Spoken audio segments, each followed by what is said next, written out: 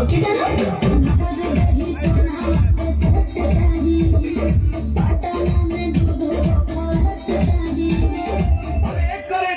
तू जितना खर्चा करेबू हम उतना खर्चा करब। ओकरा खातिर हम भागल ना हई।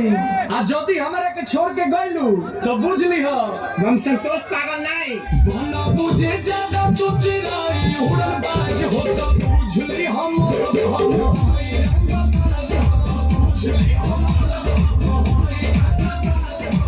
तू जानत हुआ कि हम ग्रेड ए कर नहीं।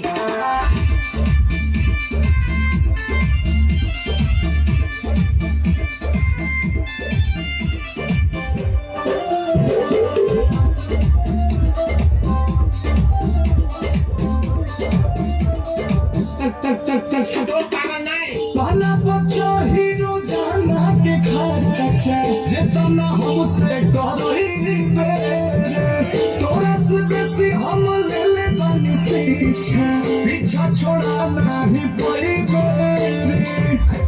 के प्यार में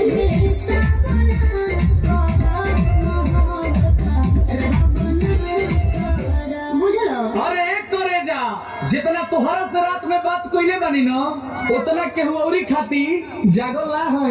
लेकिन जदी तू हमार दिल तुरलू तो बुझ लीह हम संतोष पागल नहीं। बना बुझे ज्यादा तू चिराई उड़न बाज हो तो बुझ ली हम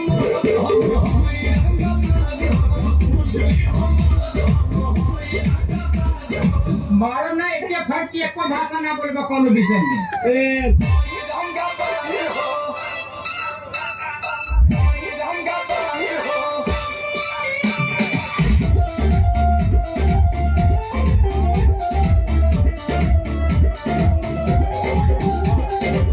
सब लेके प्यारी गदारी जे करब अंकुश के देखबो बहादुर हो मन बुना बात काप के लिया दे लभ में हो जाला महादार हो।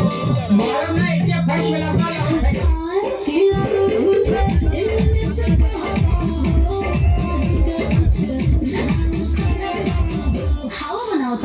अरे एक करे जा हम बरसी ना खाली गरजे वाला बादल ना होई।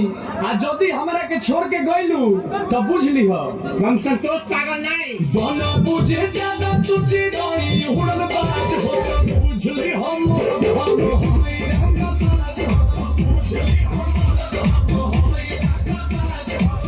जानत हुआ कि हम ग्रेड ए कर नहीं।